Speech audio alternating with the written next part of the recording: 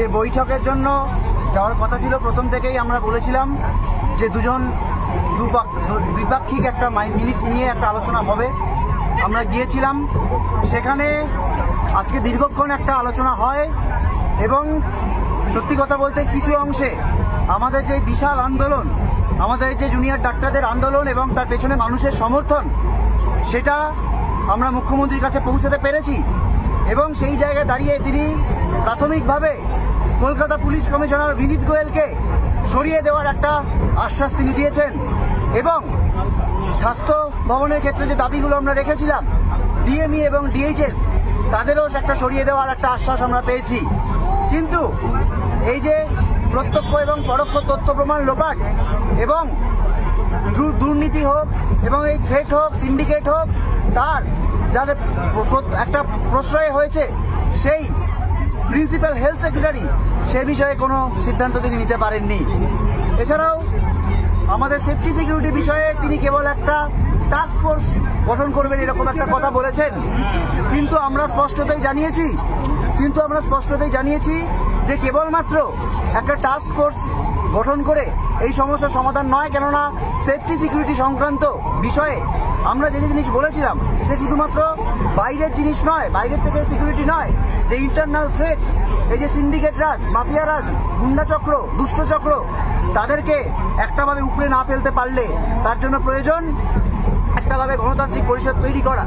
সেই বিষয়ে একটা আলোচনা পথ ওপেন হয়েছে, কিন্তু সেই নিয়ে কোনো কথা কিন্তু খুব বেশি দূর এগোয়নি।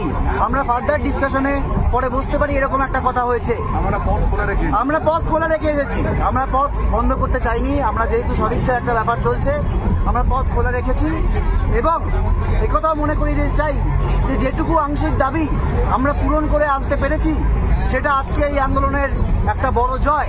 কিন্তু একথা মনে রাখতে হবে যে এইটুকুর জন্য আমাদের 38 দিন ধরে পথে থাকতে হয়েছে। আজকে আমরা স্বাস্থ্য ভবন সাফাই অভিযানে যে গিয়েছিলাম সেটাও আমরা সম্পূর্ণ করতে পারিনি। আজকে এই অবস্থায় গিয়ে আমরা ধর্ণা মঞ্চে ফিরে যাচ্ছি, বিক্ষোভ মঞ্চে ফিরে যাচ্ছি।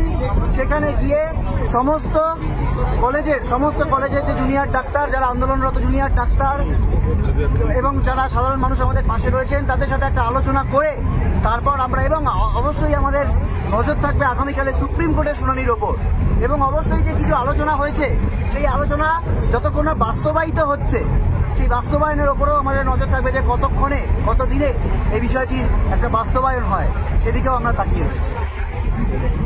বলো, আজকে মাননীয় মুখ্যমন্ত্রীর সাথে ওয়েস্ট বেঙ্গল জুনিয়র ডক্টরস ফ্রন্টের যে বৈঠক ছিল, নানান ডাল বাহানার পর এই বৈঠক সম্পন্ন হয়।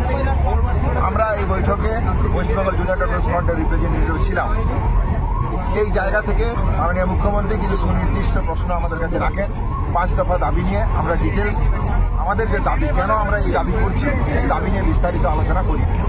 আমাদের দাবি কেন ন্যায়সঙ্গত সেই জায়গাগুলো আমরা পরিষ্কারভাবে রাখার পর তিনি মনে করেন ডিএমই, ডিএসএইচ এবং সিপি স্যারকে তিনি ট্রান্সফার করবেন। আমরা মনে করি তিনি যে এই মৌখিক প্রতিশ্রুতি দিয়েছেন, মিনিটসের মাধ্যমে যে প্রতিশ্রুতি দিয়েছেন, এই প্রতিশ্রুতি যদি বাস্তবায়িত হয় তাহলে আমরা হয়তো বলতে পারি আলোচনা কিছুটা সদার্থক। তারপরেও বলতে চাই যেটা সেটা হচ্ছে প্রিন্সিপাল সেক্রেটারি আমাদের যে জায়গা ছিল, যে তাকে তার বিরুদ্ধে অ্যাকশন নিতে হবে, ট্রান্সফারের জায়গায় করতে হবে, এবং ডিসি সেন্ট্রালের যে পয়েন্ট ছিল আমাদের সেই জায়গাটাতে এখনো কোনো ফলপ্রসূ সম্পন্ন আলোচনা আমরা পাইনি, ফলপ্রসূ আশা আমরা পাইনি।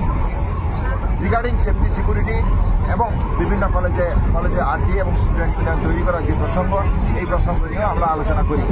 উনি একটা ন্যাশনাল টাস্ক ফোর্স গঠনের কথা বলেন চিফ সেক্রেটারিকে হেড করে। আমরা তাদের ডিসএগ্রি করলেও আমরা বলেছি এই নিয়ে আমরা আলোচনায় বসতে রাজি, যদি আমাদের সেফটি সিকিউরিটি মেজার সম্পর্কে যাবতীয় যা পদক্ষেপ, সেই পদক্ষেপ নিয়ে আমরা ডিটেলস ডিসকাশনে রাজি আছি। এই অবধি আজকের আলোচনা হয়েছে। বাকি ধর্ণা মঞ্চ থেকে আমরা ডিটেলস ডিসকাশন আমরা করব।